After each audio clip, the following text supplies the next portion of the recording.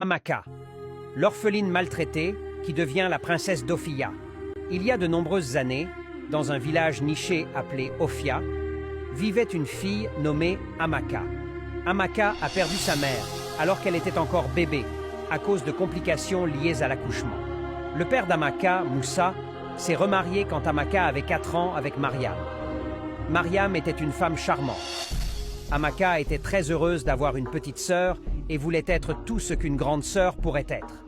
Mais Mariam l'empêchait de s'approcher de sa fille et lui rappelait constamment qu'elle n'avait pas de mère. Amaka pleurait et le rapportait à son père Moussa, qui ne pouvait pas faire grand-chose parce que Mariam avait pris le dessus sur lui. Les années passèrent, les filles grandirent pour devenir de belles jeunes femmes. Mariam veillait à ce qu'Amaka fasse toutes les corvées, y compris aller à la ferme pour chercher du bois de chauffage, au ruisseau pour chercher de l'eau avec peu de nourriture, tandis qu'Awa restait à la maison à ne rien faire, profitant de toutes les friandises disponibles. Moussa regrettait de s'être remarié. Il a rapidement développé une hypertension artérielle qui a finalement été dégradée. Elle a finalement causé sa mort en raison des soucis constants. Amaka était laissée seule dans le monde froid en tant qu'orpheline et était traitée très mal par Mariam et Awa. Le prince d'Ophia était parti du village depuis l'âge de 6 ans pour ses études primaires, secondaires et tertiaires à l'étranger.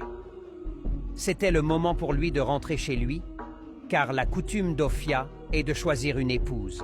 Le secrétaire de confiance du roi, Issa, était en train de le faire. Il s'était chargé de choisir 6 belles jeunes filles qui seraient au palais lors du retour du roi après une période de 2 mois. Issa choisit Awa, Amaka et 4 autres belles jeunes filles du village. Elles commencèrent toutes à se préparer pour être belles. Qui sait, le prince pourrait décider de se marier avec l'une d'elles et en faire la future reine d'Ophia.